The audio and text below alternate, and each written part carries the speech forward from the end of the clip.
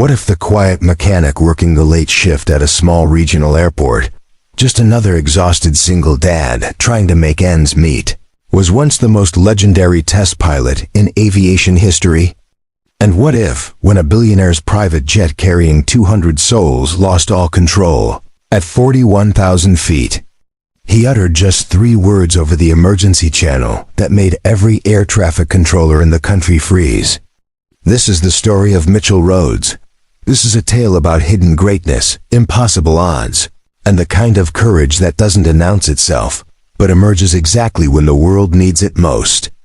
If stories of redemption, unexpected heroes, and the power of second chances stir something deep within you, make sure to subscribe to Soul Moment Story for more incredible true tales that remind us why humanity is worth believing in. Before we jump back in, tell us where you're tuning in from, and if this story touches you, make sure you're subscribed, because tomorrow, I've saved something extra special for you.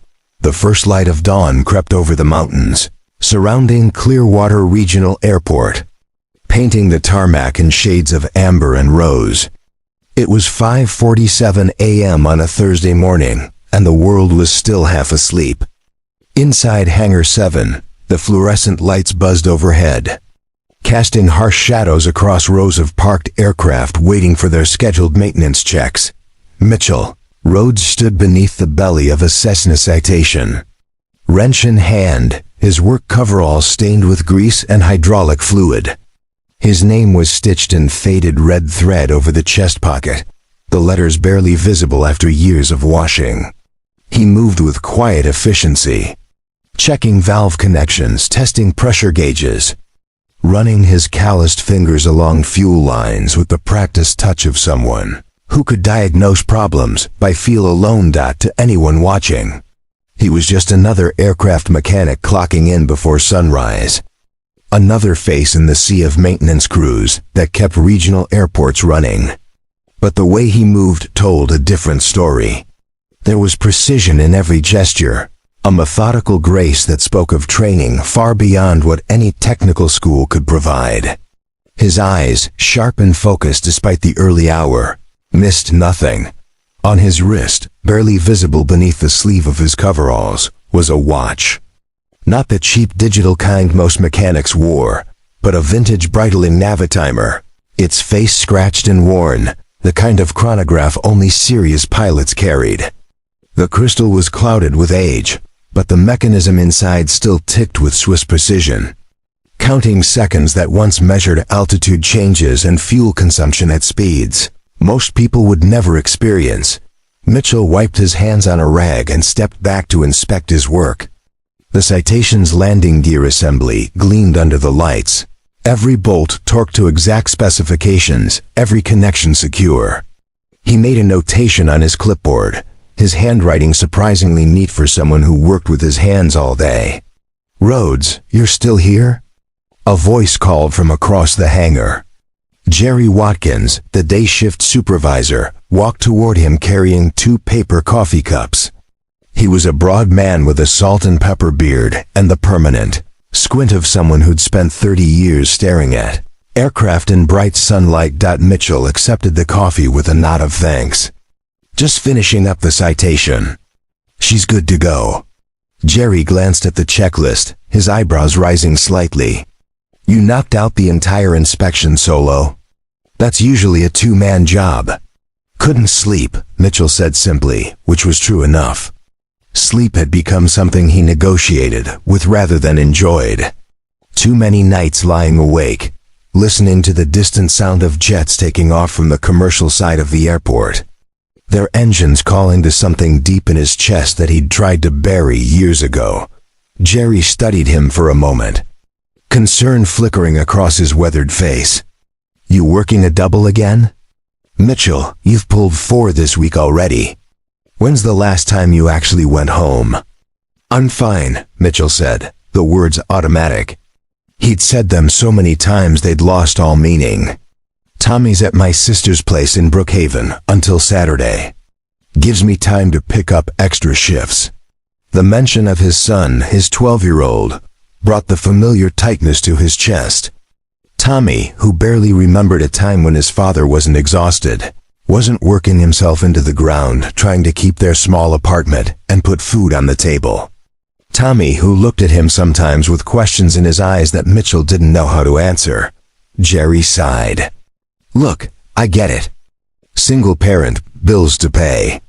Been there myself. But you keep burning the candle at both ends like this, you're gonna crash. He paused, choosing his words carefully. And Mitchell, I don't know what you did before you came here, and I'm not asking. But the way you work on these planes, it's like you're not just fixing them. It's like you're remembering something. Mitchell's jaw tightened almost imperceptibly. He took a long sip of coffee, using the moment to compose his response. Just doing my job, Jerry. Yeah, Jerry said quietly. Just seems like a waste is all. Talent like yours. He clapped Mitchell on the shoulder. Anyway, there's a private jet coming in around noon. Some tech billionaire's plane. They're requesting a full systems diagnostic before they continue to Seattle. Figured you'd want the overtime. Mitchell nodded. Overtime meant he could finally replace Tommy's winter jacket, the one that was 2 sizes too small, but his son insisted on wearing because it had been a gift from his late mother. I'll take it. Figured you would, Jerry said with a small smile. Aircraft's a Gulfstream G650, top of the line. Should be interesting. As Jerry walked away, Mitchell returned his attention to the citation, running through his final checks. His hands moved across the aircraft with unconscious familiarity, touching surfaces, feeling for vibrations that shouldn't be there, listening to the subtle sounds that told him everything he needed to know about the machine's health. This was his life now. Quiet, anonymous, safe. He fixed planes instead of flying them, kept his head down, collected his paycheck, and went home to a son who deserved better than a father haunted by a past he couldn't talk about. No one here knew who he'd been. No one knew the records he'd set, the experimental aircraft he'd pushed beyond every known limit, the classified missions that had made his call sign whispered with reverence in certain circles. Here, he was just Mitchell Rhodes, mechanic. Not test pilot Mitchell Rhodes, who'd flown prototype fighters at Mach 3, who'd landed damaged aircraft that should have killed him, who'd been recruited by 3 different governments and turned them all down. Not the Mitchell Rhodes whose face had once been on the cover of Aviation Week magazine, youngest test pilot ever to receive the Collier Trophy. That person had died in a fireball over the Nevada desert 7 years ago. At least, that's what the official report said. And Mitchell had done nothing to correct them. Because the truth was far more complicated, far more painful, and involved a choice between the sky he loved and the family he loved more. He'd chosen family. And then, 6 months later, his wife Emma had died in a car accident, leaving him alone with a 5-year-old who asked every night when Mommy was coming home. By the time Tommy stopped asking, Mitchell had already burned every bridge to his old life. The legendary test pilot was gone. Only the mechanic remained. The sun was fully up now, streaming through the hangar's high windows. Mitchell gathered his tools, returned them to their precise places in his rolling toolbox, and headed toward the break room. He had 6 hours before the billionaire's Gulfstream arrived. Time enough to catch a nap in his truck, maybe grab some breakfast from the vending machine. As he walked across the tarmac, a shadow passed overhead. He looked up instinctively, his trained eye immediately identifying the aircraft. A Boeing 737. Gear down, on final approach to the commercial runway. Perfect glide slope, textbook landing configuration. He watched it touch down with the critical eye of someone who'd made thousands of landings himself, noting the slight bounce on the main gear. The quick correction from the pilot. For just a moment, muscle memory flooded through him. His hands tingled with the phantom sensation of control yokes. His feet remembered the pressure of rudder pedals. His body recalled the feeling of an aircraft responding to his slightest input, like an extension of his own will. Then the moment passed. The 737 rolled out and turned toward the terminal. Mitchell shoved his hands in his pockets and walked toward his truck. Just another tired mechanic at the end of another shift. With no reason to believe that in a few hours everything would change, the sky called to him every day. Today, finally, it would demand an answer. The coffee in the break room was burnt and bitter, but Mitchell drank it anyway. He sat alone at a corner table, his back to the wall out of habit, watching the morning shift filter in through the heavy metal door. Voices rose and fell in easy conversation, talking about weekend plans, complaining about the weather, debating which was the best pizza place in Clearwater. Mitchell listened without participating. He'd perfected the art of being present without actually being there, of seeming friendly while maintaining a wall that kept people at a comfortable distance. It was easier that way. Friendships required history, and his history was something he couldn't share. His phone buzzed. A text from his sister Rachel. "Tommy wants to know if you're coming to his soccer game Saturday. I told him you'd try." Preparing and narrating this story took us a lot of time, so if you are enjoying it, subscribe to our channel. It means a lot to us. Now back to the story. Mitchell's fingers hovered over the keyboard. Try. That word carried so much weight, so much unspoken disappointment. He typed back, "I'll be there, promise." He'd made that promise before and broken it. Overtime shifts, emergency repairs, the constant need for just one more paycheck to cover just one more bill. But this time would be different. This time he'd actually show up, actually be the father Tommy deserved instead of the ghost who left before dawn and returned after dark. "Hey Rhodes, you hear about the plane coming in?"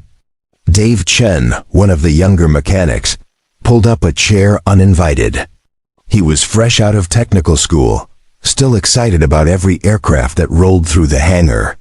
Gulfstream G650 belongs to that tech CEO, Danessa Voren.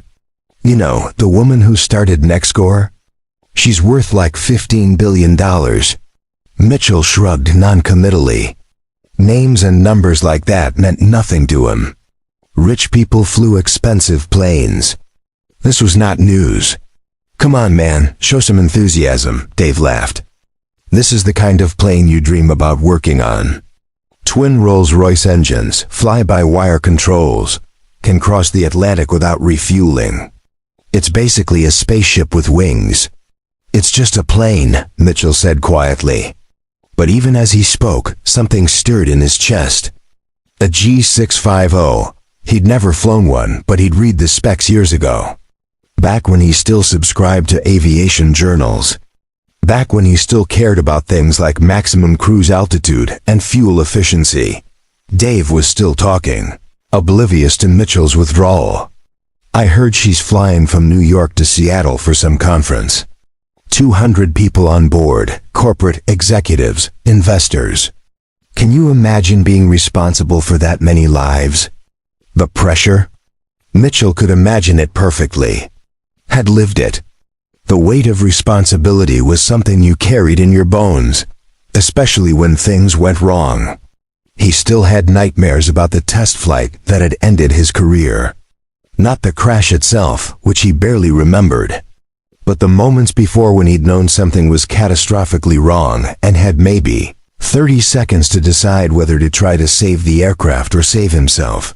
He'd chosen to save the aircraft. Had almost succeeded. The experimental fighter had been carrying data worth millions, prototype systems that couldn't be replicated.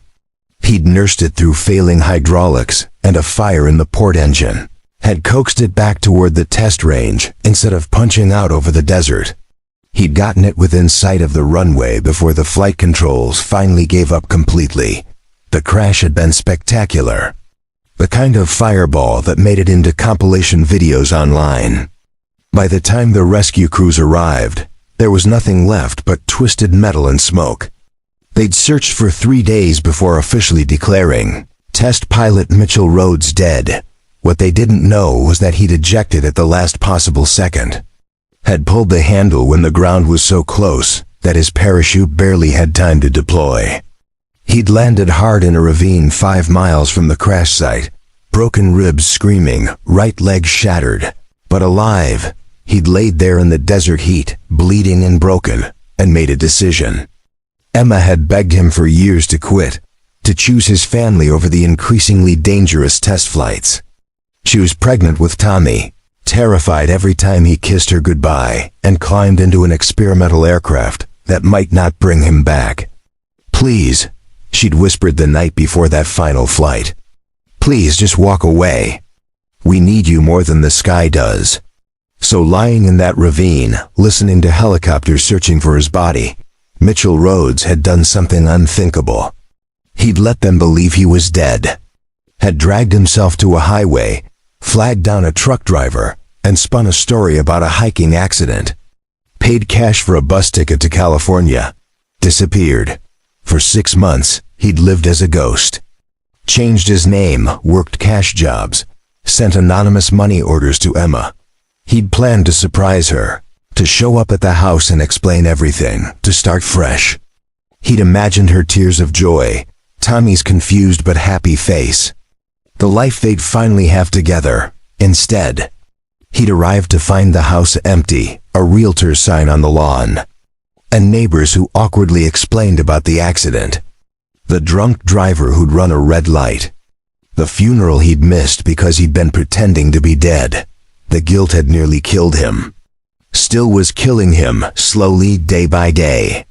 He'd sacrificed his career to be with his family, and his sacrifice had meant he wasn't there when they needed him most. Emma had died thinking he was already gone. Tommy had lost both parents in the span of 6 months. Mitchell had seriously considered just staying dead. It would have been easier. But there was Tommy, 5 years old and alone except for Rachel, and Mitchell couldn't abandon his son the way he'd already abandoned everyone else. So he'd come back, claimed to be a distant cousin of the deceased pilot, produced forged documents, and fought for custody. Rachel knew the truth, had recognized him immediately despite the beard and the weight loss and the haunted look in his eyes. She'd helped him navigate the legal system, had backed his story, had never once asked if it was worth it. Because they both knew the answer. Tommy was worth anything, but keeping Tommy meant staying dead. The moment Mitchell Rhodes, legendary test pilot, resurfaced, questions would be asked. Investigations would be opened. And there was a very real chance he'd lose custody of his son to a system that didn't look kindly on people who faked their own deaths. Even for good reasons. So he'd taken the name of a real person, a distant relative who'd died years ago, had obtained genuine documents through channels he didn't want to think too hard about, and had become someone else. Someone ordinary. Someone forgettable. Someone who fixed planes instead of flying them. Most days, he could almost believe he was that person. Most days, the ache in his chest when he watched planes take off was bearable. Most days, he didn't stand at Tommy's bedroom door at night and wonder what Emma would think of the choices he'd made, the life he was giving their son. But some days, like today, the weight of his double life pressed down until he could barely breathe. Some days he caught his reflection in a polished aircraft surface and didn't recognize the man staring back. Some days he wondered if the crash really had killed him, and this was just a particularly vivid dream his dying brain had conjured in those final seconds before impact. "Rhodes? You still with us?" Dave was waving a hand in front of his face. Mitchell blinked, forcing himself back to the present. "Yeah, sorry, long night. I was saying the Gulfstream's landing in an hour. Jerry wants you to lead the diagnostic. Apparently the owner specifically requested our best mechanic." Dave grinned. "That's you, in case you were wondering." Mitchell nodded, standing up and dumping his coffee in the sink. "Our best mechanic. If they only knew. If they knew that the man checking their fuel lines had once landed a prototype fighter with no hydraulics and one engine, using only differential thrust and prayer. If they knew that their quiet, antisocial co-worker held 3 civilian speed records that still stood because the aircraft he'd flown to set them had been classified. But they didn't know. couldn't know. And that's how it had to stay. For Tommy's sake, if nothing else. The boy deserved a father who was present, even if that father was living a lie. Even if that father woke up some nights with his hands shaking, reaching for controls that weren't there, landing planes that existed only in memory and nightmare. Coming? Dave asked from the doorway. Right behind you, Mitchell said. He followed the younger man out into the bright morning, toward the hangar where the Gulfstream would soon arrive, carrying its billionaire owner, and 200 souls who had no idea that their aircraft would soon be in the hands of a dead man. The universe, Mitchell had learned, had a cruel sense of humor. He'd spent 7 years running from his past, hiding his skills, keeping his head down. Today, whether he knew it or not, all of that was about to end, because sometimes the sky doesn't let you go. Sometimes it waits, patient and inevitable, until the moment you're needed most.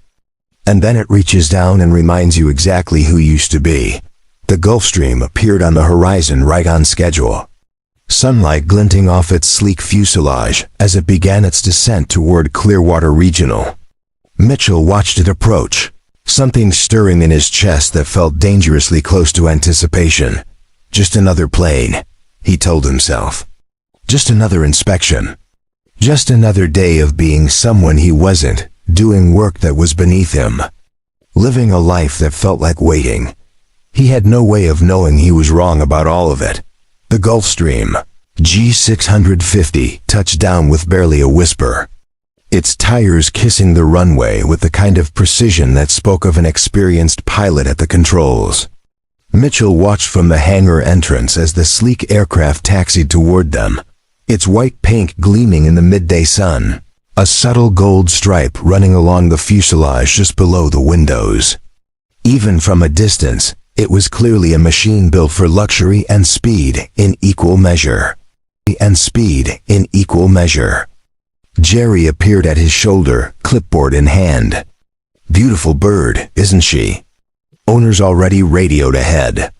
Wants a complete systems check before continuing to Seattle. Apparently they've been getting some intermittent warning lights on the flight management system. Probably just a sensor glitch, but with that many people on board, can't be too careful.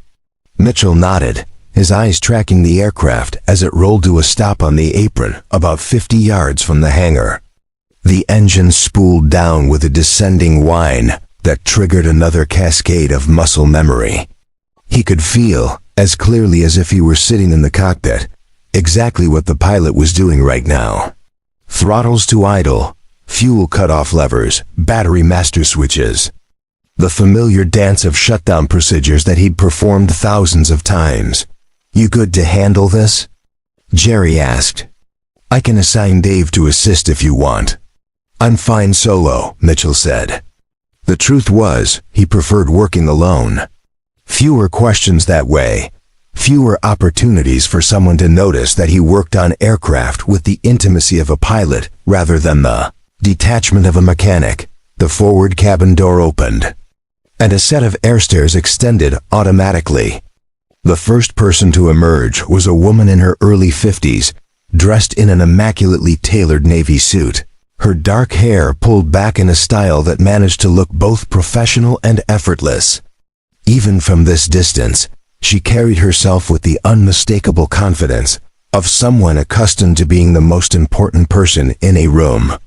That's her, Jerry said, unnecessary awe creeping into his voice. Danessa Voren, CEO of Nexcore Technologies. Built the company from nothing in her garage 20 years ago. Now it's worth $90 billion. Mitchell watched as more passengers disembarked. Corporate types mostly, carrying briefcases and laptops, squinting in the bright sunlight, already pulling out phones to check messages. About 30 people total emerged before the flow stopped. Voren herself stood to one side, speaking with a younger woman who appeared to be an assistant, gesturing toward the aircraft and then toward the terminal building. Where are the other 170 people? Mitchell asked. Jerry laughed. Oh no. The G650 is configured for like 19 passengers maximum. When I said 200 people, I meant their Seattle conference has 200 attendees. Just this group flying in from New York. Mitchell felt something in his chest loosen slightly. 19 people. Still a significant responsibility, but not the catastrophic numbers he'd been imagining. Not that it mattered. Planes didn't care how many people they carried. Metal fatigue and hydraulic failures and electrical problems affected billionaires and their executives the same way they affected everyone else.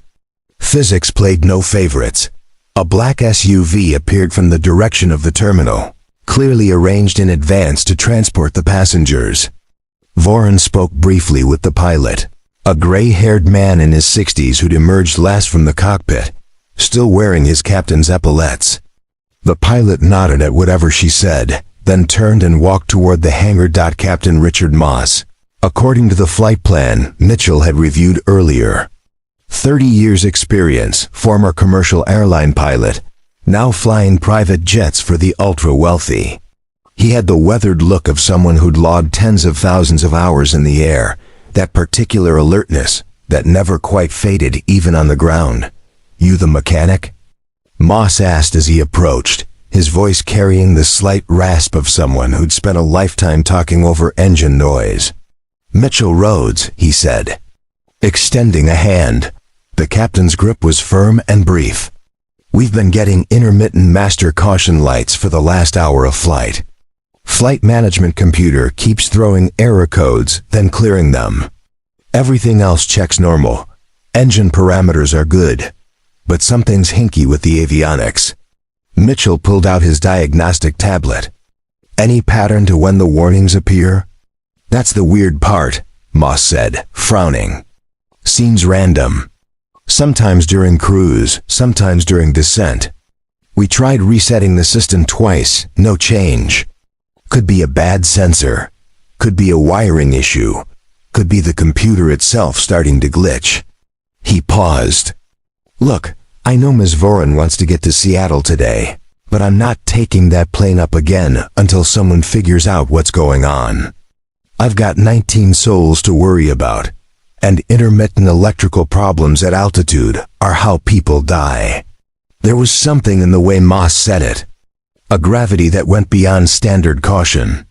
That told Mitchell this captain had probably lost someone once, or come very close. That kind of wariness wasn't taught in flight school. It was earned through experience, usually painful experience. "I'll find it," Mitchell said simply. Moss studied him for a moment. The way experienced pilots sometimes evaluated people, looking for competence beneath surface appearances.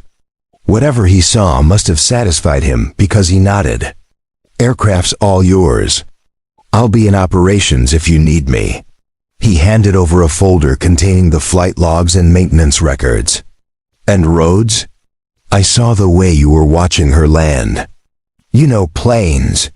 Really know them. So I'm trusting you to tell me the truth, not what the owner wants to hear. We clear?" "Clear," Mitchell said, meeting the captain's eyes. After Moss walked away, Jerry let out a low whistle. "He read you pretty good. Noticed you watching like a pilot, not a mechanic." Mitchell didn't respond. He was already walking toward the Gulf Stream, his mind shifting into the focused state that had once made him one of the most respected test pilots in the world. Intermittent electrical problems. Those were always the hardest to diagnose because they came and went, hiding their causes. Lurking in the system like ghosts. The interior of the G650 was exactly what he'd expected. Cream-colored leather seats arranged in a conference-style layout. Polished wood veneer. Soft lighting. The kind of cabin that cost more to outfit than most people's houses. But Mitchell barely registered the luxury. His attention was on the cockpit, visible through the open door at the front. He stepped into the flight deck, and for a moment, just a moment, time seemed to stop. The familiar layout of instruments and displays, the control yokes waiting patiently, the throttle quadrant between the seats, all of it hit him with an almost physical force. His hands remembered exactly where everything would be. Muscle memory so deep it bypassed conscious thought. He could sit down right now and fly this aircraft without hesitation, without even glancing at the checklist. But he didn't sit down. Couldn't let himself. Instead, he focused on the center pedestal where the flight management computers were located. He connected his diagnostic tablet to the data port and began pulling error logs. The screen filled with codes, timestamps, system warnings. Nothing that should have caused a master caution. Nothing that explained the intermittent nature of the problem. Mitchell worked methodically, the way he'd been trained decades ago. The way he'd honed through countless hours of troubleshooting experimental systems that no one else understood. He pulled access panels, inspected wiring bundles, tested voltage levels, checked connection integrity. An hour passed, then another. The sun shifted across the sky, shadows growing longer inside the hangar. He found the problem in the last place he looked, which was how it always worked. A wire bundle behind the main instrument panel showed signs of intermittent contact. The insulation was worn, probably from years of vibration. And under certain conditions, likely when the aircraft went through specific power configurations or attitude changes, the bare wire was making contact with the frame, creating a ground fault that triggered false warnings. It was fixable. Would take maybe 3 hours to properly repair the damaged section and reroute the bundle. But it explained everything Moss had described. And more importantly, it was exactly the kind of problem that could become catastrophic at the wrong moment. Wire failures had brought down airliners before.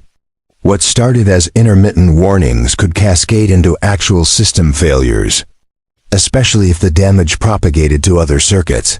Mitchell was so focused on documenting the problem that he didn't hear footsteps behind him until a voice spoke. Sharp and professional. "So what's the verdict? Can we fly today or not?" He turned to find Danessa Voren standing in the cabin, having apparently dismissed her assistant and returned alone. Up close, she was even more striking than from a distance. Sharp cheekbones, eyes that evaluated everything with predatory intelligence.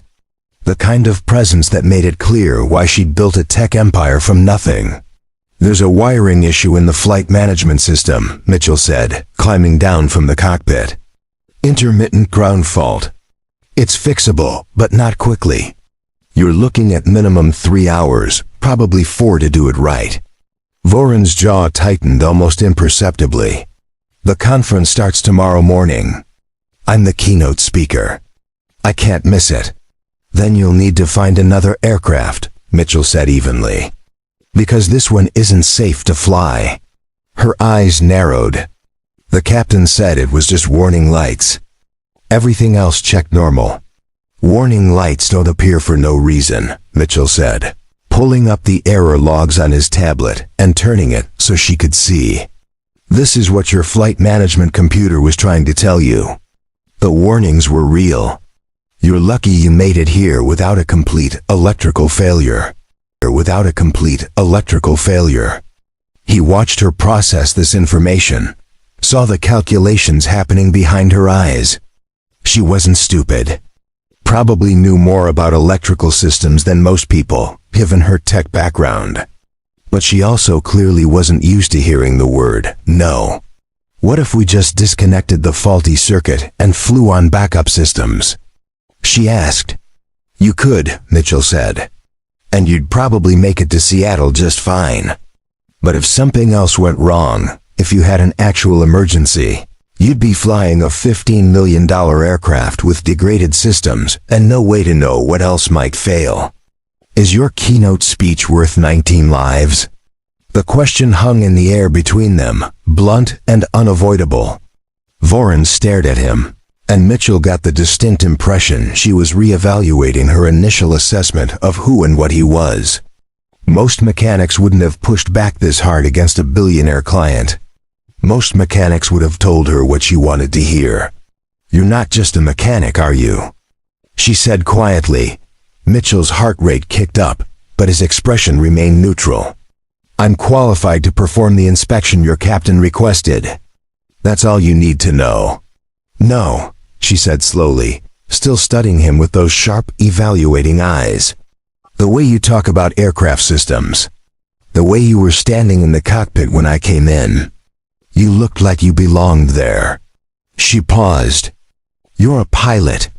"I work on planes," Mitchell said, deliberately not answering the question. "And right now, I'm telling you this one needs 3 to 4 hours of work before it's safe to fly. That's my professional assessment. What you do with that information is your decision." For a long moment, neither of them spoke. Then Voron pulled out her phone, tapped the screen, and held it to her ear. "Sarah? I need you to book commercial flights to Seattle for everyone, departing this evening. Yes, I know it's last minute. Make it happen." She ended the call and looked back at Mitchell. "Fix it properly. I'll fly commercial today, but I want my plane ready to bring us back on Saturday." Mitchell nodded. "It will be." Voron started to leave, then paused at the cabin door. "What's your name again?" "Mitchell Rhodes." "Well, Mitchell Rhodes," she said, something unreadable in her expression. "Thank you for being honest.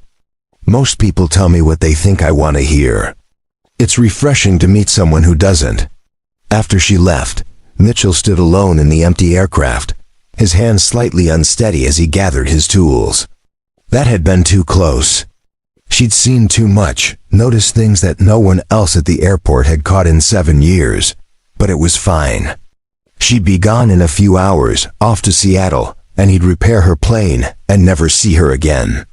His secret was safe. His quiet life would continue. Tommy would never have to know that his father had once been someone else entirely. Mitchell told himself all of this as he returned to the flight deck, as he began the painstaking work of repairing the damaged wiring. He told himself everything would be fine. That this was just another day, just another job. Just another aircraft passing through his life without consequence.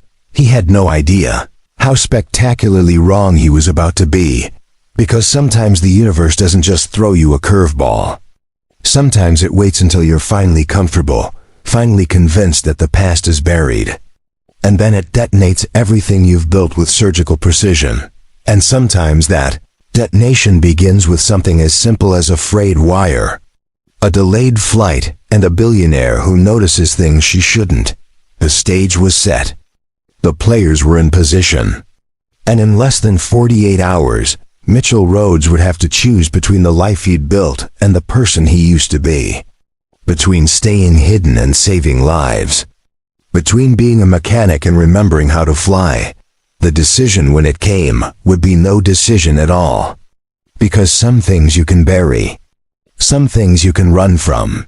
But what you truly are, at your core, always finds a way to surface. Always. Saturday morning arrived with clouds the color of old bruises, stacking up over the mountains. Mitchell stood in the Clearwater Regional parking lot at 6 a.m., coffee steaming in his hand, watching the weather system roll in with the practiced eye of someone who'd flown through conditions that would ground most pilots. The meteorological reports called it a standard autumn storm front, nothing unusual for this time of year. But something about the way the clouds were building, the particular quality of the light, made his instincts prickle with unease. He'd worked late into Thursday night and all day Friday repairing the Gulfstream's wiring system. The job had taken longer than expected because he'd refused to cut corners, insisting on replacing entire harness sections rather than just patching the damaged areas. Jerry had grumbled about the overtime costs, but Captain Moss had approved every hour without question. Recognizing thoroughness when he saw it, the aircraft sat in the hangar now, fully repaired and tested, waiting for Voron's return from Seattle. According to the flight plan filed yesterday, they were scheduled to depart Seattle at 10 a.m., putting them into Clearwater on 1 p.m., right when the storm front was predicted to hit. Mitchell had checked the weather forecast 3 times already this morning, each time hoping the system would slow down or shift course. It hadn't. His phone buzzed. Rachel's number. He answered on the second ring. "Please tell me you're not at the airport," his sister said without preamble. "Tommy's soccer game isn't until 3, Mitchell replied. "I'll be there. I promised." "Mitchell, the weather's turning bad. They're saying possible severe thunderstorms this afternoon. Whatever you're working on, it can wait." He looked up at the darkening sky. "The plane I repaired is flying back today. I need to be here when it lands. Make sure everything's functioning properly after the repairs." Rachel sighed, the sound carrying years of frustration and worry. "You know what your problem is? You care more about machines than people. That plane doesn't need you. Your son does." The words hit harder than she probably intended. "That's not fair, isn't it?" Her voice softened slightly. "Look, I'm not trying to fight with you. I just want Tommy to have his dad there for once. He asks about you constantly. Tells his friends his father is a pilot. Did you know that? Not a mechanic. A pilot. Like he knows somehow." Mitchell's grip tightened on the phone. "I'll be there by 3. I swear." After ending the call, he stood in the parking lot for another moment, torn between competing obligations. Rachel was right, of course. Tommy deserved better. But the thought of that Gulfstream landing with untested repairs, of not being there to verify the systems were functioning correctly, made his chest tight with anxiety. He'd spent 2 days on that wiring. He needed to see it through. Just this one last thing, he told himself. Then he'd focus entirely on being the father Tommy deserved. Just this one last aircraft, this one last repair, this one last responsibility. After today, he'd start saying no to overtime. Start being present.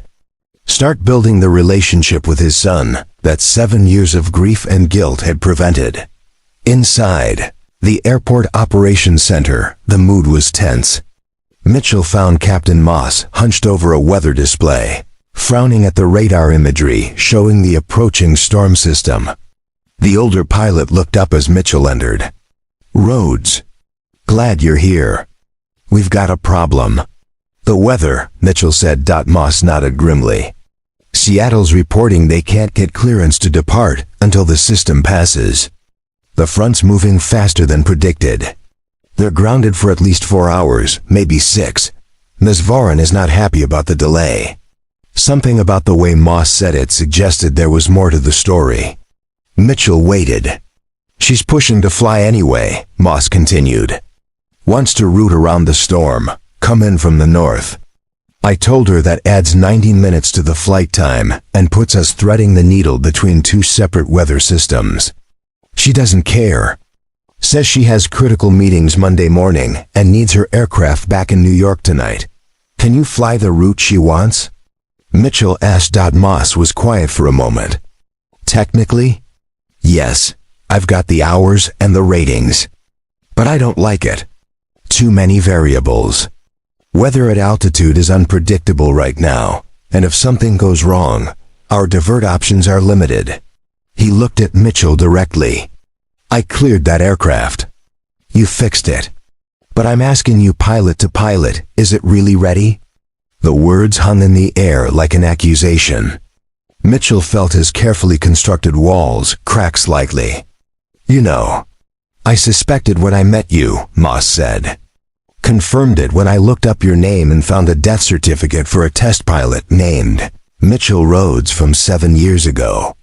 I'm guessing there's a story there, and I'm guessing you don't want to tell it. That's fine.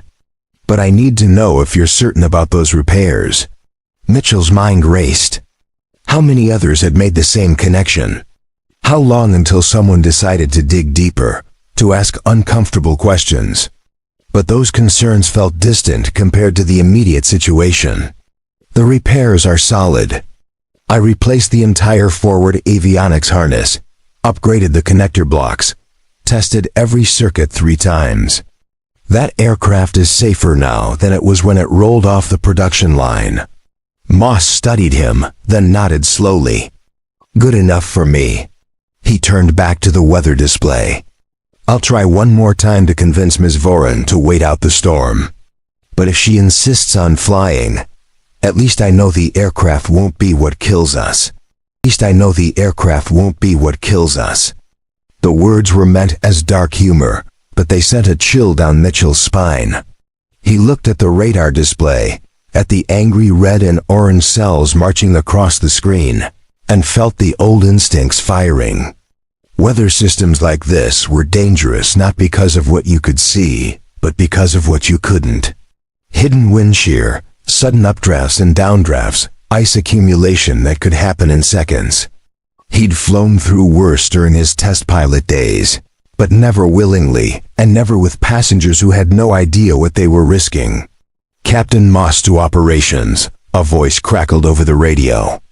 "We have a transmission from Gulfstream November 7-4 Delta Fox." Moss grabbed the handset. "This is Moss, go ahead."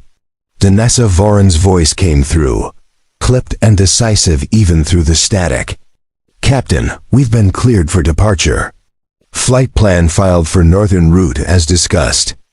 Estimated time of arrival Clearwater is 2:45 p.m. I trust the aircraft is ready." Moss glanced at Mitchell, then keyed the mic. "Ma'am, I strongly advise waiting for the weather to clear. The forecast shows significant deterioration in the next few hours. I have a board meeting in New York at 8 a.m. Monday morning that cannot be rescheduled," Voren replied. "We're flying today. See you in a few hours." The radio clicked off. Moss set down the handset with more force than necessary. "Billionaires," he muttered. "Think money makes them immune to physics." Mitchell said nothing. He was already doing calculations in his head, mapping the route Voren would be taking against the weather patterns, identifying the danger zones where the two storm systems would create the most unstable air. The northern approach would bring them over the mountains during the worst part of the afternoon, when daytime heating combined with the storm dynamics to create the most violent conditions. Jerry appeared in the doorway. "Rhodes, I thought you were taking the afternoon off for your kids' game." "Change of plans," Mitchell said, not taking his eyes off the weather display. "I'm staying until the Gulfstream lands." "That's not for another 8 hours. I'll be here." Jerry looked like he wanted to argue, but something in Mitchell's expression stopped him.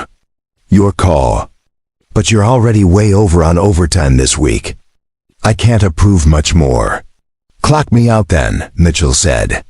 "I'll stay off the books." After Jerry left, Moss turned to him with a knowing look. "You feel it too. Something's wrong." It wasn't a question. Mitchell nodded slowly. "I've seen weather like this before. It looks manageable on the surface, but there are pockets where everything converges and hell breaks loose." He paused. "I flew through a system like this once during a test flight. Lost an engine, nearly lost the aircraft. It was like the sky just decided to stop playing by the rules." "You ever think about going back to it?" Moss asked quietly.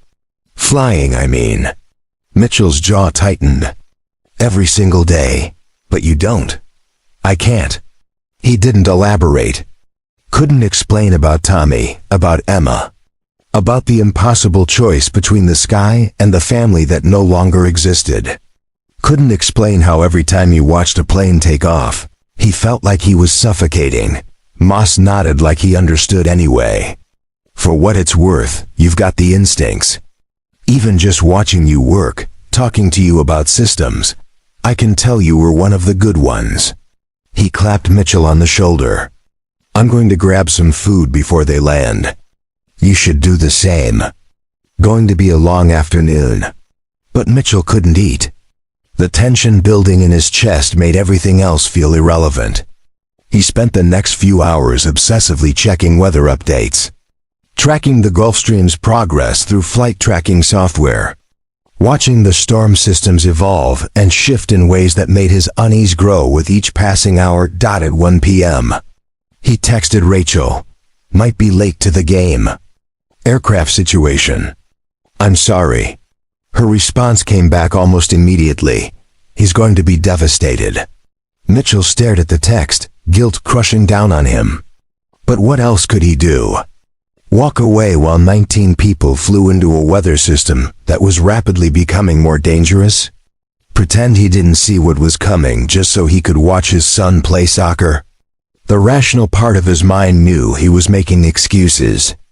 Knew the Gulfstream had a professional crew, that Clearwater had air traffic controllers, that none of this was his responsibility. He was a mechanic who'd repaired some wiring. His job was done, but the part of him that had spent 20 years reading weather patterns and aircraft performance parameters, the part that had survived situations that should have been fatal through nothing but skill and instinct, that part couldn't let it go. Couldn't shake the feeling that something terrible was about to happen. At 2 p.m., the first reports of severe turbulence started coming in from aircraft in the region. A commercial 737 diverted to avoid a cell that had intensified faster than predicted. A private Cessna made an emergency landing. The pilot reporting wind shear so severe had nearly flipped the aircraft inverted. At 2:15. Mitchell watched the radar as two separate storm cells that had been predicted to remain distinct suddenly merged, creating a massive system directly along the Gulfstream's approach path. The collision of the two weather patterns was generating conditions that pilots called the blender, because that's exactly what it felt like trying to fly through it. At 2:30. Moss came running into operations, his face pale. "Rhodes, we've got a problem. The Gulfstream just reported multiple system failures. They're declaring an emergency." Mitchell's blood turned to ice. "What kind of failures?" "They're not sure yet. Everything was fine, and then suddenly they lost primary electrical. Backup systems are glitching, and they're getting warning lights across the entire panel. They're at 41,000 feet in the middle of that storm system with degraded instruments." It was impossible. Mitchell had tested every system, verified every repair. Unless something else had failed, something completely unrelated to the wiring he'd repaired. Or unless the storm had caused damage that overwhelmed even properly functioning systems. "They need to divert," Mitchell said, already moving toward the radio. "Get them on the ground anywhere they can immediately." "There's nowhere to divert," Moss said grimly. "They're in the mountains. The storm has every regional airport in the area below minimums. We're their only option, and even we're right at the edge of being too dangerous to attempt." The radio crackled to life.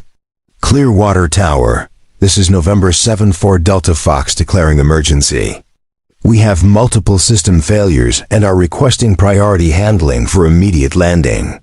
The voice was professional, controlled, but Mitchell could hear the strain underneath. And in the background, barely audible, he could hear what sounded like shouting. Passenger panic beginning to spread as the reality of their situation became impossible to hide. Moss grabbed the radio.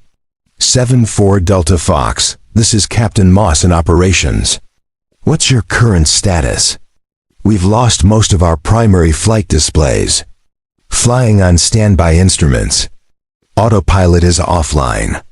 Flight management system is completely dead. We're in severe turbulence and unable to maintain altitude. Descending through 38,000 feet. Mitchell's hands clenched into fists. This was worse than he'd thought. Without flight management systems, without autopilot, in severe turbulence with degraded instruments, that aircraft was one mistake away from an unrecoverable situation. And with passengers on board, with Voron and her entire executive team, the consequences of failure were catastrophic. "Can they make it here?" someone asked. Moss's expression was grim. "If they can stay in the air long enough. But in these conditions, with failing systems, the approach is going to be nearly impossible." Mitchell stared at the radar display, at the angry storm cells surrounding the Gulfstream's position, and made a decision he'd been avoiding for 7 years. "Get me on the radio," he said quietly. "I can talk them through it." Moss looked at him sharply. "You sure?" No. He wasn't sure about anything except that 19 people were about to die unless someone who understood what they were facing. Someone who'd been in similar situations and survived. Gave them the guidance they needed. "Put me on the radio," Mitchell repeated. His voice steady despite the chaos of emotions churning inside him. Now, because sometimes running from your past was a luxury you couldn't afford. Sometimes the sky came calling, and you had to answer whether you were ready or not. And sometimes the choice between who you'd been and who you'd become wasn't a choice at all. It was a test, and Mitchell Rhodes was about to find out if 7 years of hiding had dulled the skills that had once made him a legend, or if the person he'd been was still there, waiting for the moment when he was needed most. The moment had arrived. The operations center exploded into controlled chaos as Mitchell moved toward the radio console. Controllers scrambled to clear airspace. Emergency vehicles rolled toward their staging positions. And through the windows, the sky continued its ominous darkening. Clouds roiling like something alive, and angry. Moss handed him the headset without hesitation, stepping aside to let Mitchell take the primary communications position. "All yours." Mitchell's hand trembled slightly as he adjusted the headset, but his voice when he keyed the mic was rock steady, drawing on decades of training that had become as natural as breathing. November 7-4 Delta Fox, this is Clearwater Operations. I need a complete status report. Start with your flight controls. Start with your flight controls. There was a pause, then the Gulfstream's pilot responded, his voice tight with concentration. "We have manual control, but it's sluggish. Feels like we're fighting hydraulic pressure issues. Fly-by-wire system seems to be reverting to degraded mode intermittently." Mitchell's mind immediately began processing the information, building a three-dimensional picture of the aircraft's condition. Fly-by-wire degradation meant the flight control computers weren't getting clean data from the sensors, forcing the system to fall back on less sophisticated control laws. Combined with hydraulic issues, the pilots would be fighting an aircraft that responded unpredictably, especially in turbulence. Copy that. What about your navigation systems? GPS is intermittent. We've lost both primary navigation displays. Flying on standby compass and backup instruments. We're estimating position based on last known coordinates, but in this weather, we could be several miles off course. Several miles at 38,000 feet descending into mountainous terrain in a storm was the difference between threading a safe path and flying into a granite wall. Mitchell pulled up a topographical map on the console display, overlaying it with the radar returns and the Gulfstream's last reported position. "What's your current heading?" he asked. 270, descending through 36,000 feet. Rate of descent is increasing. We're fighting to maintain level flight. Mitchell's jaw tightened. They were drifting west, which was taking them deeper into the mountain range rather than toward the valley where Clearwater was located. "You need to come right to heading 310. That will bring you parallel to the ridgeline and away from the highest terrain." "Copy," turning to 310. A pause. "Turbulence is severe. We just lost another 1,000 feet. Down to 35,000. Through the windows, lightning flickered inside the dark clouds. Great sheets of electric discharge that illuminated the storm's interior structure. Mitchell had seen weather like this only a handful of times in his career, and every single time it had tried to kill him. The Gulfstream crew was flying into something that most pilots never encountered and had no experience handling. "How many people on board?" Mitchell asked, though he already knew the answer. 19 souls including crew. The pilot's voice cracked slightly on the number. "We have the CEO of Nexcore and her entire executive team. If we go down, it's going to be national news." Mitchell closed his eyes for a fraction of a second. Vanessa Voren, who'd stood in her aircraft 2 days ago and looked at him with eyes that saw too much. Voren, who'd thanked him for being honest, for not telling her what she wanted to hear. She was on that aircraft right now, experiencing the consequences of a decision to fly when she should have waited. trusting that money and will could overcome physics and chance. "Stay focused on flying the aircraft," Mitchell said firmly. "The rest doesn't matter right now. Talk to me about your engine parameters." "Both engines are running, but we're getting fluctuating readings. Could be instrumentation issues, could be actual problems. We can't tell with the displays compromised." A voice interrupted from behind Mitchell. "We've got emergency services standing by. But in this weather, if they go down in the mountains, there's nothing we can do until the storm passes." The airport's emergency coordinator, a woman named Sullivan, stood at the console with a grim expression. Mitchell ignored her, focusing entirely on the radio. "November 7-4 Delta Fox, I need you to try something. Reduce power on both engines to 75%. It's going to feel wrong, like you're giving up altitude, but it will smooth out the airflow over the wings and might stabilize your flight controls." There was hesitation on the other end. Asking pilots to reduce power during an emergency descent went against every instinct. But Mitchell knew from experience that sometimes the counterintuitive move was the right one. "Trust me on this," he added quietly. Another pause. Then, reducing power now. A longer silence, filled only with static and the distant rumble of thunder. Then, with audible relief, "That's helping. Flight controls feel more responsive. We've arrested the descent at 33,000. "Good," Mitchell said. "Now I need you to start a controlled descent to 25,000 feet. That will get you below the worst of the wind shear, but you need to do it carefully. 500 feet per minute, no more. Use pitch, not power." As the Gulfstream crew worked to stabilize their descent, Moss leaned in close to Mitchell. "You're talking them through this like you're sitting in the cockpit with them. Like you've done this before." "I have," Mitchell said simply. There was no point in denying it now. His cover was blown the moment he'd opened his mouth and started giving guidance that went far beyond what any mechanic should know. Different aircraft, different circumstances, but same principles. When everything goes wrong at altitude in bad weather, you strip it down to basics. Attitude, airspeed, heading. Everything else is noise. The radio crackled again. "We just lost cabin pressure. Masks have dropped. Passengers are panicking." Mitchell's pulse spiked. Loss of cabin pressure at 33,000 feet gave them maybe 15 seconds of useful consciousness if anyone wasn't on oxygen immediately. "Get everyone on masks now.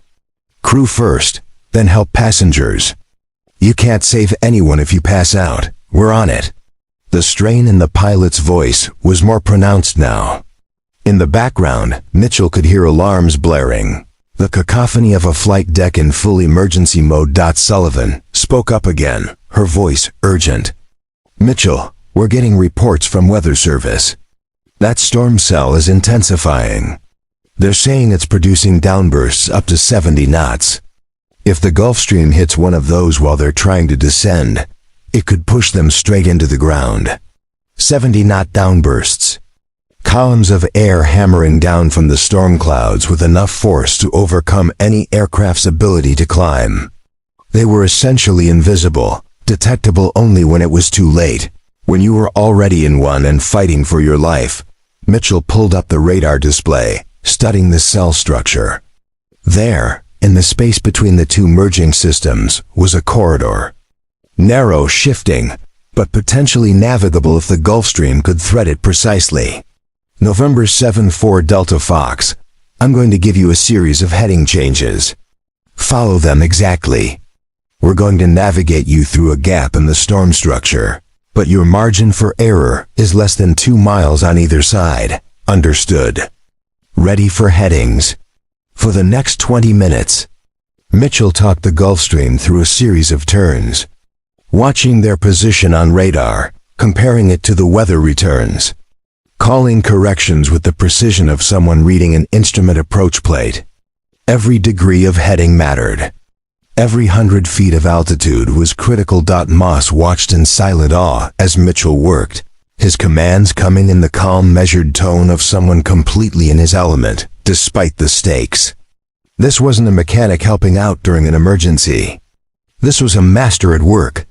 Someone who understood aircraft and weather and risk at a level that came from years of living at the edge of capability.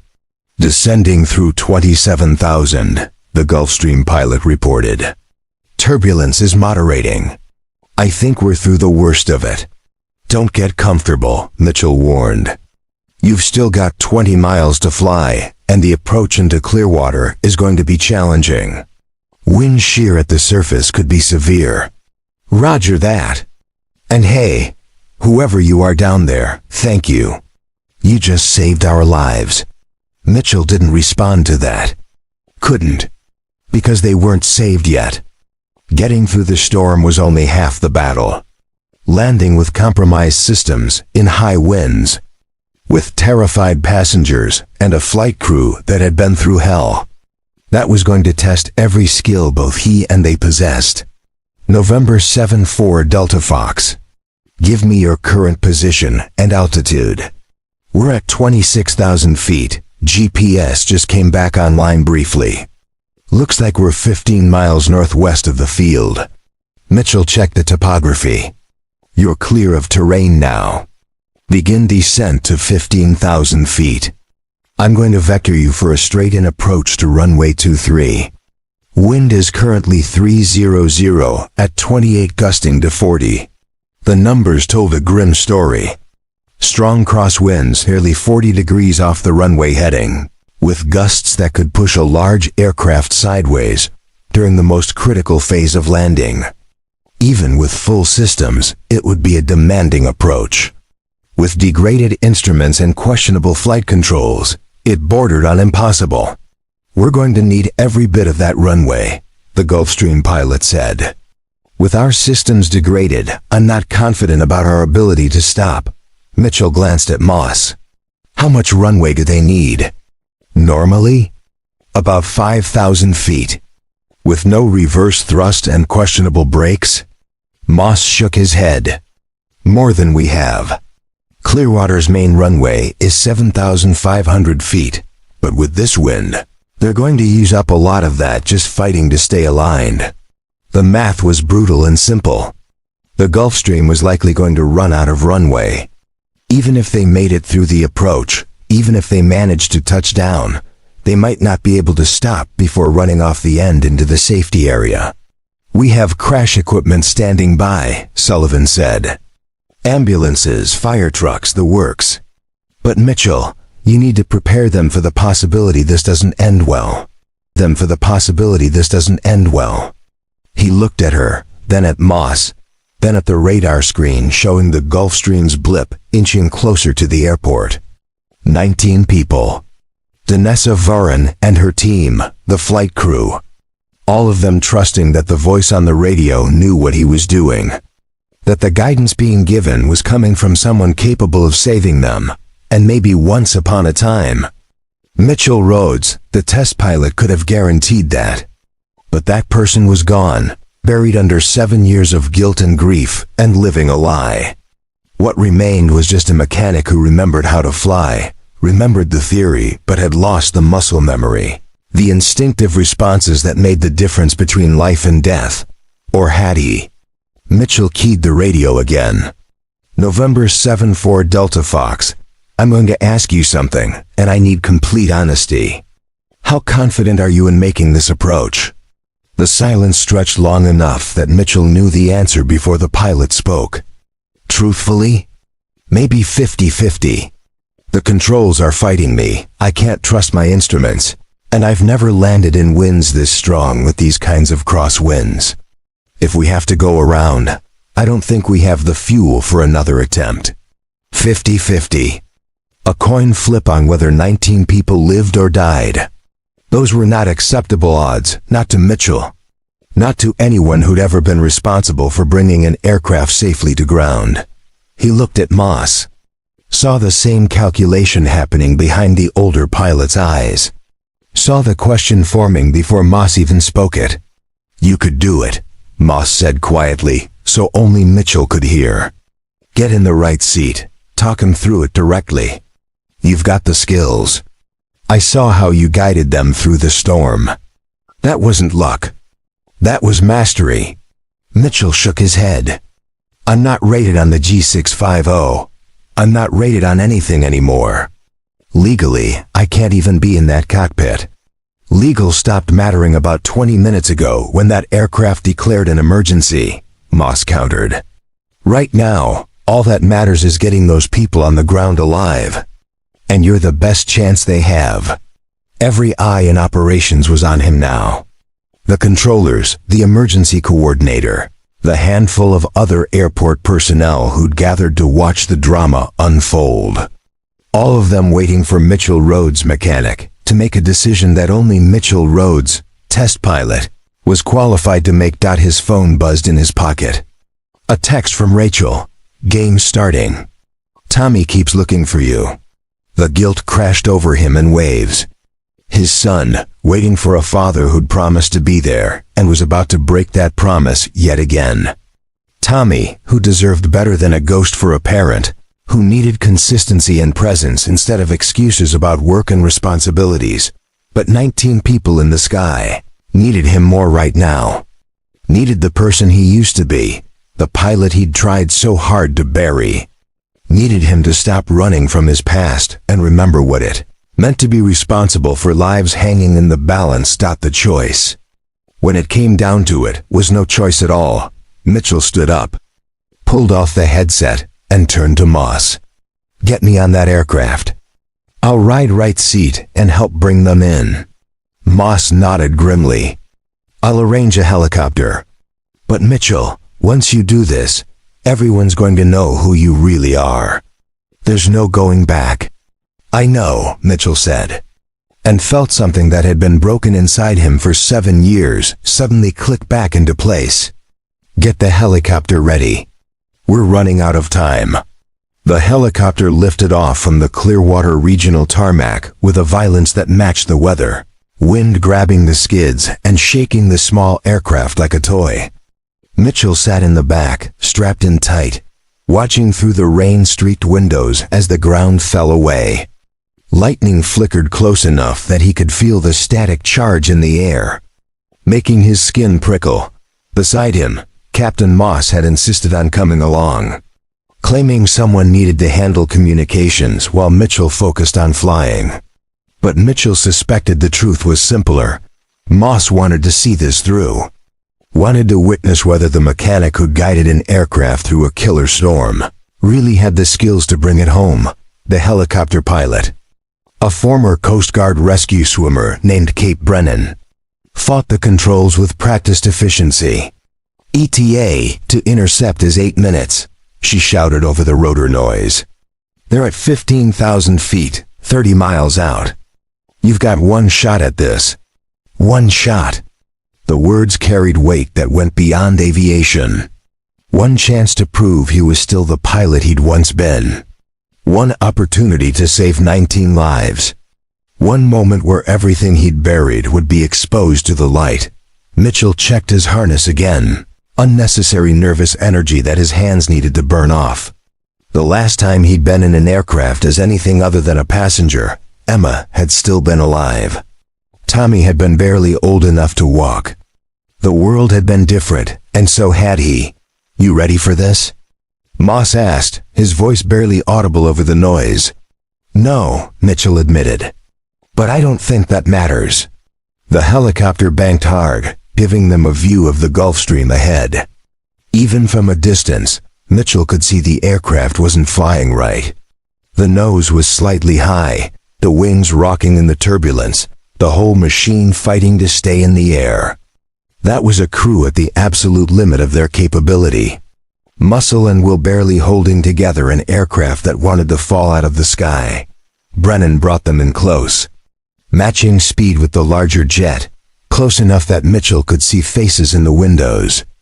Passengers pressed against the glass, some crying, some praying, all of them terrified. And there, in the forward cabin, he caught a glimpse of Danessa Voren, her face pale but composed, staring out at the helicopter with an expression he couldn't quite read. This is insane, Brennan muttered as she maneuvered the helicopter directly above the Gulfstream's fuselage. "I can't hold position in this wind for more than a few seconds." "Then we do it fast," Mitchell said, already unbuckling. The plan was risky to the point of suicidal. They'd hover over the aircraft. Mitchell would drop to the fuselage using a rescue harness, then move to the forward door and somehow get inside, while both aircraft were moving at 250 knots. Through turbulent air. It was the kind of thing that worked in movies and got people killed in reality. But the Gulfstream was running out of time and altitude, and getting Mitchell on board any other way meant landing the helicopter, losing precious minutes, potentially losing the aircraft entirely if the systems failed completely before he could intervene. "Ready when you are," Moss said, helping Mitchell into the harness. Their eyes met, and something passed between them, an understanding that only pilots shared. "You've got this. Trust your training." Mitchell nodded, though his heart was hammering so hard he could feel it in his throat. 7 years since he'd been in a cockpit. 7 years of rust, of atrophied skills, of instincts that might not fire when he needed them. What if he'd lost it? What if the pilot he'd been was truly gone, and all that remained was the ghost pretending to be real? The helicopter door slid open, and wind screamed into the cabin with physical force. Mitchell clipped his harness to the winch line, felt hands steadying him as he moved to the edge. Below, impossibly close, the white expanse of the Gulfstream's fuselage pitched and rolled like something alive. "On my mark," Brennan shouted. 3, 2, 1, go. Mitchell stepped into empty air at 15,000 feet. The harness caught with a jolt that drove the breath from his lungs. He spun wildly for a moment, the world a blur of storm clouds and aircraft metal and pure adrenaline. Then he slammed into the Gulfstream's fuselage, grabbing for any handhold. The wind trying to peel him off and throw him into the prop wash. His fingers found the emergency access panel, the small recessed handle that would open the forward service door from outside. He yanked it, praying the pneumatic system still had pressure, that the door would actually open despite the airspeed and the compromised systems. It did, swinging inward with a rush of cabin air. Mitchell hauled himself through the opening, unclipped from the harness, and tumbled into the forward galley. A flight attendant screamed. Someone shouted. The door slammed shut behind him with a bang that echoed through the cabin. For a moment, Mitchell just lay on the floor, gasping, his hands shaking from adrenaline. Then training took over. He pulled himself up, straightened his clothes, and walked forward toward the cockpit with as much calm as he could. "Project." The passenger stared at him like he'd materialized from another dimension. Danessa Vorin rose from her seat, her face a mixture of shock and something that might have been recognition. "You," she said. "The mechanic. What are you doing here?" Mitchell didn't answer. He reached the cockpit door, knocked twice, and spoke clearly. "Captain, this is Mitchell Rhodes from Clearwater Operations. I'm coming in to assist with the approach." The door opened. The co-pilot, a younger man with sweat soaking through his shirt, stared at Mitchell like he'd seen a ghost. "How did you get on the aircraft?" "We're at 15,000 feet. "Helicopter," Mitchell said simply, moving past him toward the right seat. "No time to explain. Captain, I need you to brief me on your exact system status." The captain, whose name tag read Wilson, looked at him with wild eyes. "Who the hell are you?" "Eyes. Who the hell are you?" "Someone who's done this before," Mitchell said, settling into the co-pilot's seat. His hands found the controls automatically, muscle memory firing despite the years away. The yoke felt right in his grip, the throttles where they should be. The entire cockpit suddenly familiar in a way that made his chest ache. Wilson stared at him for another heartbeat, then made a decision. "We've got intermittent flight control response. No autopilot, degraded instruments, and fuel that's lower than I'd like. Wind shear warnings are going off every 30 seconds. I've been hand flying for the last 40 minutes, and I'm exhausted." Mitchell scanned the instrument panel, taking in the constellation of warning lights and degraded systems. It was bad, but he'd flown aircraft in worse condition. Had once landed a fighter with no hydraulics using only engine thrust to steer. Had brought down experimental craft that were actively on fire. This was just metal and physics, problems that could be solved if you knew where to look. "All right," he said, his voice dropping into the calm cadence of someone completely in control. "Here's what we're going to do. You're going to let me fly this approach while you monitor systems and handle radio communications. I need you to trust me, even when what I do doesn't make sense." "Who are you?" Wilson asked again. "Really?" Mitchell's hands moved across the panel, adjusting trim, checking control responses, feeling the aircraft through the stick. 7 years ago, I was a test pilot. Flew experimental aircraft that weren't supposed to be survivable. Set some records that still stand. Crashed more times than I should have lived through. He looked at Wilson directly. "My name is Mitchell Rhodes. I was declared dead in a test flight accident. And right now, I'm the best chance you have of getting these people on the ground alive." The cockpit went silent except for the rumble of engines and the ping of warning chimes. Wilson studied him, looking for deception or insanity, finding neither. "You're Ghost," he said quietly. "The test pilot they called Ghost. I remember the stories. You were a legend." "I was a lot of things," Mitchell said.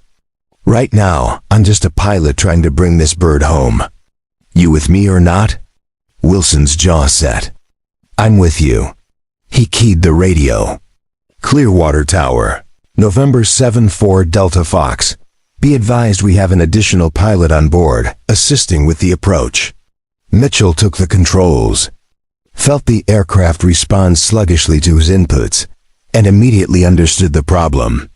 The fly-by-wire system was fighting him, trying to smooth out his commands, but adding lag that made precision nearly impossible. "Disconnect the flight augmentation," he said. "If we do that, we're flying pure manual," Wilson protested. "No safety systems." "The safety systems are what's fighting us," Mitchell said. "Turn them off now." Wilson hesitated, then reached overhead and flipped a series of switches. The Gulfstream immediately felt different in Mitchell's hands, more responsive, but also more demanding. Every input now directly translated to control surface movement. No computer smoothing, no artificial stability. It was like being back in the cockpit of a 1960s-era fighter, all muscle and instinct. Mitchell smiled grimly. This was what he knew. This was where he'd lived for 20 years before the crash. "Okay," he said. "Let's fly." Behind them, in the cabin, Danessa Voron stood at the cockpit door, watching through the small window as the man she'd thought was just a mechanic took control of her dying aircraft. She pulled out her phone, fingers flying across the screen, pulling up search results for Mitchell Rhodes test pilot. The first result was an obituary.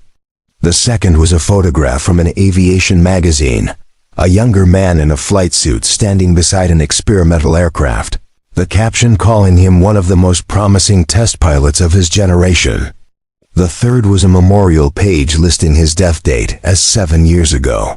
She looked up from her phone, back through the window at Mitchell, and understanding dawned in her eyes. The quiet mechanic who'd refused to tell her what she wanted to hear. The man who'd looked at her airplane like he'd flown it before. The way he'd stood in the cockpit with the ease of someone who belonged there. He'd been hiding in plain sight. A dead man working on aircraft because he couldn't fly them anymore. And now, because of a storm and a series of failures that shouldn't have been possible, he was forced back into the sky he'd left behind. Voron watched as Mitchell's hands moved across the controls with unconscious grace, talking Wilson through procedures, calling out altitudes and airspeeds, bringing the crippled Gulfstream down through conditions that had beaten its crew. She watched and understood that she was witnessing something rare, a person forced to confront who they really were, unable to hide anymore, choosing to be extraordinary because lives demanded it, The aircraft bucked violently, throwing her against the bulkhead. More screams from the cabin. But in the cockpit, Mitchell's voice remained steady, his hands sure, guiding them down through the darkness toward a runway he couldn't yet see but knew was there. Waiting, because some things you never forget. Some skills live in your bones, written too deep to erase. And sometimes, when the world strips away everything you've built to protect yourself, what remains is exactly what's needed. Mitchell Rhodes had tried to die once, had buried himself beneath another name and another life. But the sky, it seemed, wasn't done with him yet, not even close. The runway lights appeared through the rain like ghosts, barely visible strips of white against the dark gray chaos. Mitchell had the Gulf Stream at 500 feet, fighting cross winds that wanted to push them sideways into oblivion. Every muscle in his body was tense, reading the aircraft through his hands, his feet, feeling the way she wanted to drift left, compensating with rudder and aileron inputs that came from instinct rather than thought. Airspeed 145 knots, Wilson called out, his voice strained but steady. Sync rate 700 feet per minute. Wind 300 at 35 gusting 42. The numbers painted a brutal picture. They were coming in too fast, descending too quickly, with winds that were trying to kill them. Mitchell added a touch of power, felt the engines respond with agonizing slowness. The G650 systems were degraded enough that everything had lag. Every input delayed by fractions of a second that felt like eternities. 300 feet, Wilson said through the windscreen. Mitchell could see emergency vehicles lining the runway, their lights strobing red and blue through the rain. A welcoming committee or witnesses to disaster, depending on the next 60 seconds. His hands made constant tiny corrections, dancing on the controls, reading wind shifts before the instruments could tell him they were happening. 200 feet. Sync rate increasing. The aircraft dropped suddenly, caught in a downdraft that stole 50 feet of altitude in a heartbeat. Mitchell pushed the throttles forward, demanding power the engines were reluctant to give. The Gulf Stream wallowed, hanging on the edge between controlled flight and falling. Behind them, passengers screamed. Someone was praying loudly in Spanish. Vanessa Voren's face pressed against the cockpit door window, pale but focused, watching Mitchell work with an intensity that suggested she was memorizing every movement. 100 feet, Wilson's voice cracked slightly. Mitchell, we're too fast. They were. Landing at this speed with questionable brakes and wind pushing them sideways meant they'd use every inch of runway and probably more. But slowing down meant risking a stall in the gusting winds. Meant falling out of the sky 50 feet from safety. Trust me, Mitchell said, his voice carrying absolute certainty he didn't entirely feel that 50 feet. The runway threshold passed beneath them, white paint streaking by too fast. Mitchell pulled power to idle, raised the nose slightly, felt the main gear kiss concrete with a thud that rattled teeth. The spoilers deployed automatically, dumping lift, trying to plant the aircraft firmly on the runway. But the wind had other ideas. A violent gust from the left pushed them sideways, the Gulf Stream skidding at an angle, tires screaming protest. Mitchell stood on the right rudder, fighting to keep the nose aligned, feeling the aircraft wanting to swap ends, to spin like a weather vane in the storm. Reverse thrust isn't responding, Wilson shouted over the noise of tortured tires and shrieking wind. Mitchell didn't waste breath answering. He modulated the brakes carefully, feeling for the edge of a skid, knowing that locking the wheels meant losing all directional control. They were burning through runway at terrifying speed. Emergency vehicles tracking their progress. Everyone watching to see if the dead test pilot could actually pull off the impossible. 4,500 feet of runway used. 5,000. 5,500. The end of the pavement approaching with mathematical certainty. Mitchell stood on the brakes, felt the anti-skid system fighting him, released and reapplied pressure in a rhythm he'd learned decades ago. The Gulf Stream slowed, but not fast enough. They were going to run out of runway. Going to end up in the grass, maybe flip, maybe turn this miraculous survival into tragedy at the last possible moment. "Brace," he said calmly into the cabin intercom. "Brace for impact." The end of the runway disappeared under the nose. They hit the safety area at 40 knots, the Gulf Stream bouncing over rough ground, everyone thrown forward against their restraints. Metal groaned. Something underneath the aircraft gave way with a sickening crack. And then, finally, impossibly, they stopped. Finally, impossibly, they stopped. For 3 heartbeats, nobody moved. The only sound was rain hammering on the fuselage and the tick of cooling engines. Then the cabin exploded with sound. Crying, shouting, praying. The release of terror held too long in check. Mitchell sat with his hands still on the controls, breathing hard, his entire body shaking with adrenaline dump. Wilson turned to him, tears streaming down his face. "You did it. You actually did it." Through the windscreen, emergency vehicles surrounded them, personnel rushing forward through the rain. Mitchell unbuckled slowly, his fingers stiff, and stood up. His legs felt like water, but he made it to the cabin, made it to where Danessa Voren stood waiting. "Everyone okay?" he asked. She nodded, then did something unexpected. She pulled him into a fierce hug. "You saved us," she whispered. "You brought us home." Mitchell stood awkwardly in her embrace, aware of the other passengers watching, of Wilson emerging from the cockpit, of the cabin door opening to admit paramedics and emergency personnel. His secret was gone. His quiet life was over. Everyone would know now who he really was, what he'd been hiding. The man who died had just saved 19 lives. And there was no putting that genie back in the bottle. The media descended like locusts within 2 hours. News vans lined the perimeter road, satellite dishes sprouting like mechanical flowers, reporters doing breathless stand-ups about the miraculous landing at Clearwater Regional. Mitchell sat in the airport manager's office, wrapped in a blanket someone had insisted he needed, watching the circus unfold on the television mounted to the wall. Test pilot declared dead 7 years ago emerges as hero, the Chiron read. His old military photo filled the screen, younger, cleaner cut, wearing the flight suit he'd once lived in. Then footage of the damaged Gulfstream being towed from the safety area, rescue personnel milling around. And finally a shaky cell phone video someone had captured of Mitchell climbing down from the aircraft. Soaked and exhausted. Jerry stood in the doorway, his expression unreadable.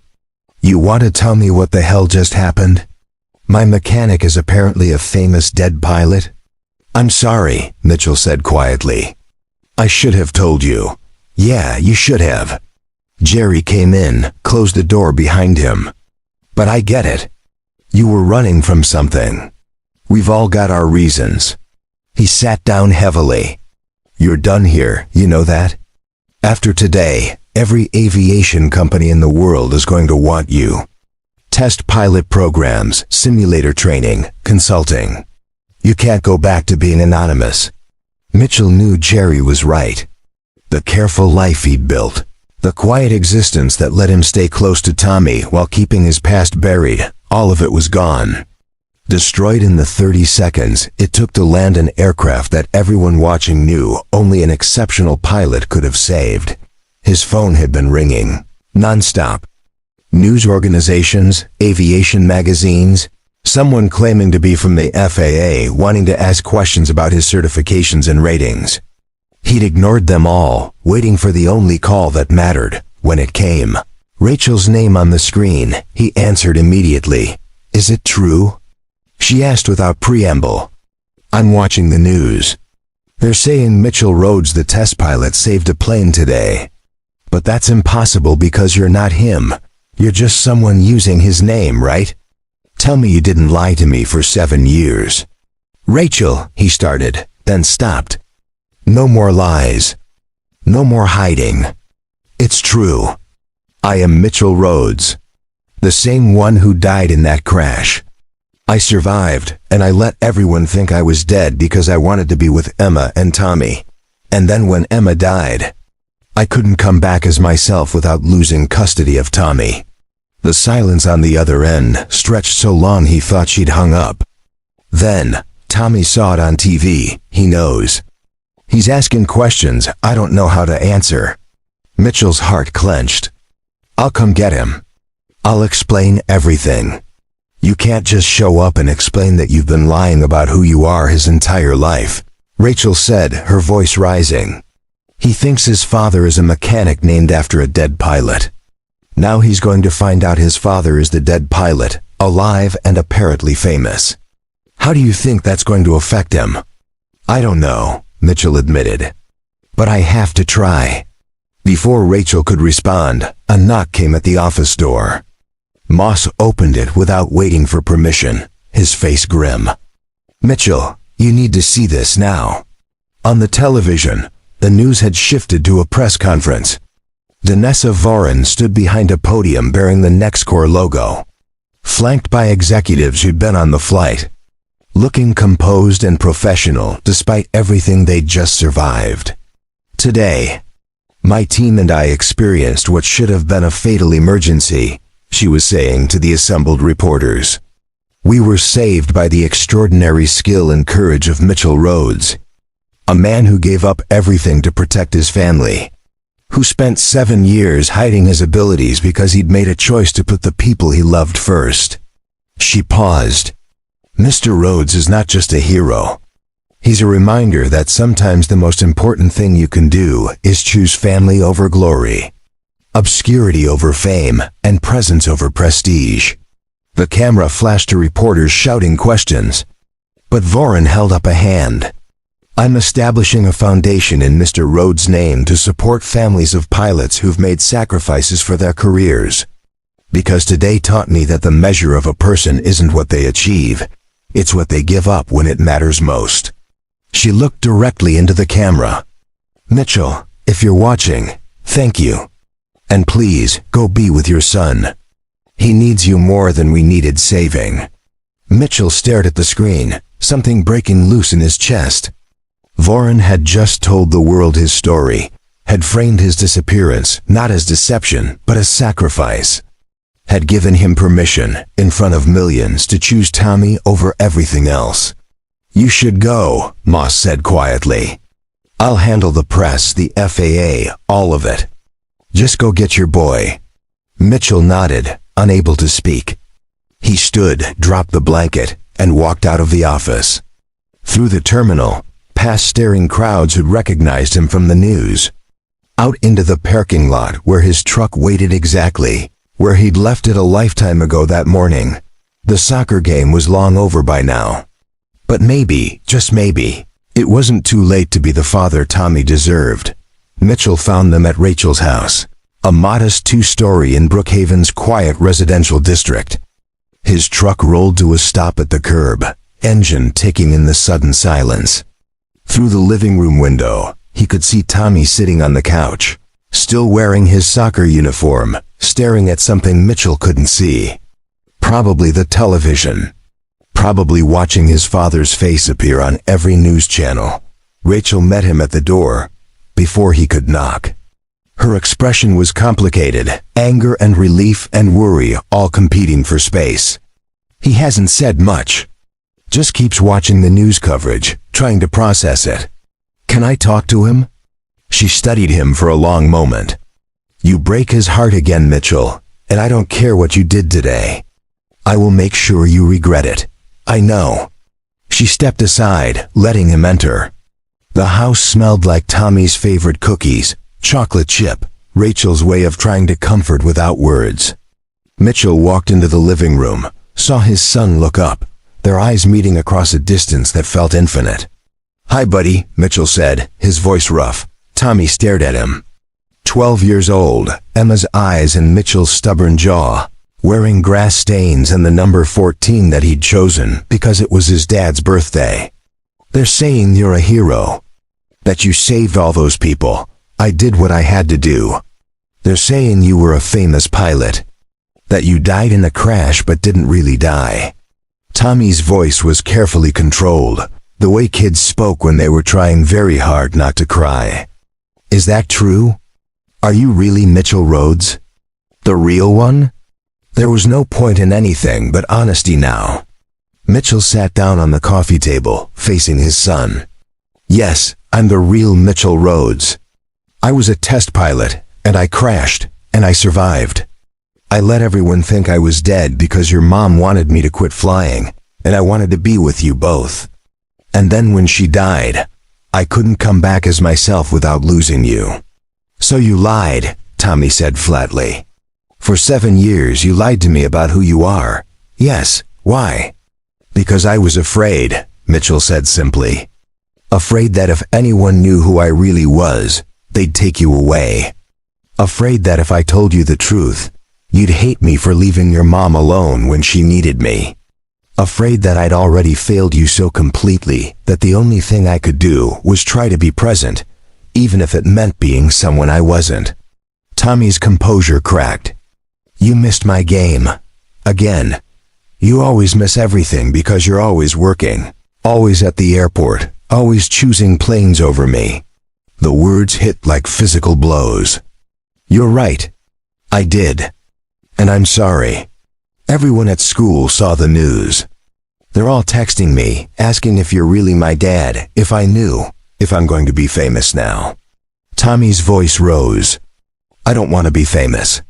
I just wanted you to watch me play soccer. Mitchell felt tears burning in his eyes. I know, and I can't undo missing today. I can't fix 7 years of working too much and being afraid to let you see who I really am. But I'm here now.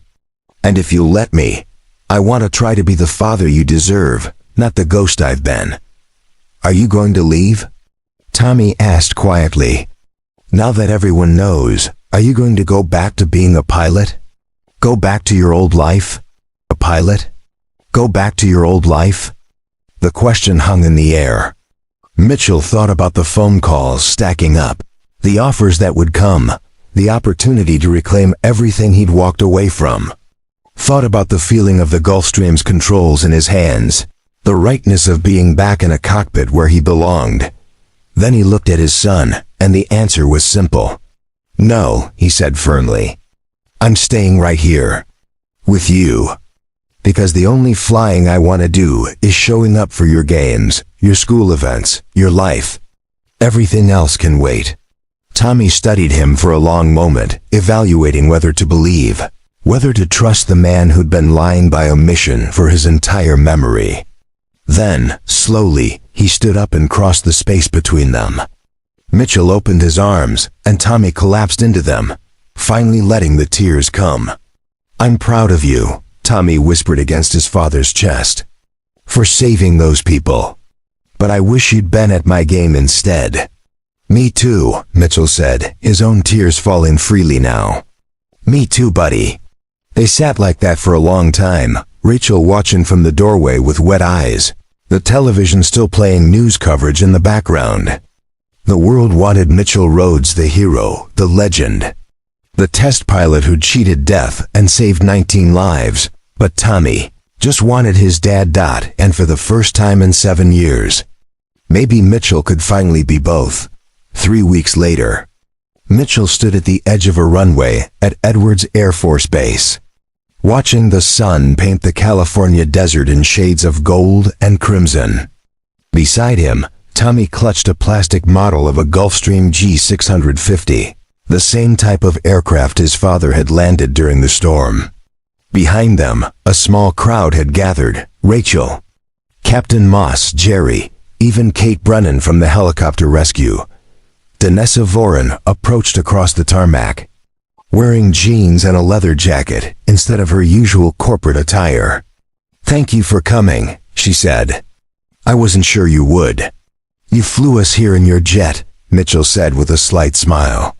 Would have been rude to decline. She laughed. Fair point. She gestured toward the hangar behind them. The foundation is officially launched. We've already got applications from 50 families who need support. Pilots who sacrificed careers for their kids. Spouses who held everything together while their partners were flying. People who made the hard choices and paid the price. That's good work, Mitchell said sincerely. It's your work, Voron corrected. Your story inspired it. Your choice to be a father first, everything else second. She paused. Speaking of which, I have something for you. She handed him an envelope. Inside was a check with enough zeros to make his eyes widen. What's this? Consulting fee, Voron said. I'm hiring you as NextCore's aviation safety advisor. You'll review our procedures, train our pilots, ensure we never cut corners on safety again. It's remote work, flexible hours, and it pays well enough that you can actually spend time with your son instead of working double shifts. Mitchell looked at the check, then at Tommy, who was watching with wide eyes. I don't know what to say. Say yes, Tommy said quietly. It sounds cool. Moss stepped forward. I've also got an offer. The FAA wants you to help redesign emergency training protocols. They figure if anyone knows how to save an aircraft that shouldn't be savable, it's you. Part-time, consultancy basis, your schedule. Mitchell felt something tight in his chest finally loosen completely. A path forward that didn't require choosing between who he was and who he needed to be. A way to use his skills without abandoning his son. A second chance that actually felt like one. Okay, he said. Yes to both. But nothing happens during soccer season. Tommy's games come first. Tommy grinned, the first genuine smile Mitchell had seen since the day of the landing. Can we go up in a plane sometime? Like, just us? So you can show me what you do. Mitchell knelt down to his son's level. Absolutely. Anytime you want. He paused. And buddy, I know I can't undo the years I was absent, or the fact that I lied about who I was. But I promise, from now on, you get the real me. All of it. The good parts and the parts that are still figuring things out. Tommy thought about this. The real you is pretty cool, actually. Even if you did miss a lot of games. Well, the real you is even cooler, Mitchell said. And I'm lucky to be your dad. As the sun dipped toward the horizon, painting the sky in impossible colors, Mitchell stood with his son and watched aircraft take off in the distance. The sky called to him still, would always call to him. But now he understood that answering that call didn't mean abandoning everything else. It meant finding balance, meant being present, meant showing up not just for emergencies, but for ordinary moments that mattered more. Where in the world are you watching from?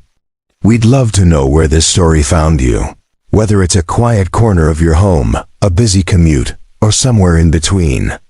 If this tale of second chances and choosing what matters most touched your heart, please consider subscribing to Soul Moment Story for more powerful narratives that honor courage, redemption, and the quiet strength it takes to be truly present for the people who need us. Because in the end, heroism isn't just about saving lives in dramatic moments. It's about showing up day after day for the people who love you. It's about choosing presence over prestige, connection over recognition, and family over glory. It's about being brave enough to be who you really are, even when hiding feels safer. Mitchell Rhodes learned that lesson the hard way, through loss and lies and 7 years of running from himself. But he learned it. And now, standing beside his son under an endless sky, he finally understood what Emma had been trying to tell him all along. The most important flight you'll ever make is the one that brings you home. Thank you for spending your time with us today. Your presence means more than you know. Until next time, stay safe, stay kind, and remember that it's never too late to choose what truly matters. Up next, you've got 2 more standout stories right on your screen. If this one hit the mark, you won't want to pass these up. Just click and check them out. And don't forget to subscribe and turn on the notification bell so you don't miss any upload from us.